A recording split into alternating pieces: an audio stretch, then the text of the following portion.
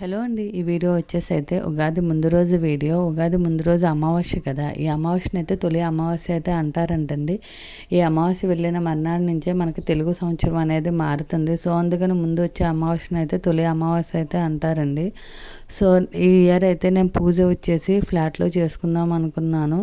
So అందుకనే ముందుగానే మొత్తం హౌస్ మొత్తం క్లీన్ చేసి పెట్టుకున్నానండి. ముందు రోజు వెళ్ళి అయితే దేవుణ్ణి కూడా శుభ్రం చేసుకుని మళ్ళీ హౌస్ ఒకసారి క్లీన్ చేసుకుని అయితే దీపారాధన అవన్నీ అయితే చేసుకోవడానికి రెడీ చేసుకున్నాను. సో నేను ఎప్పుడు కూడా సంధ్యాదీపం పెడతాను. సో అదే విధంగా ఆ రోజు కూడా ఈవినింగ్ టైం అయితే దేవుడికి అయితే దీపం పెట్టేశానండి. సో ఈవినింగ్ దీపారాధన చేసుకుంటే చాలా మంచి హాయిగా అనిపిస్తుంది నాకైతేను.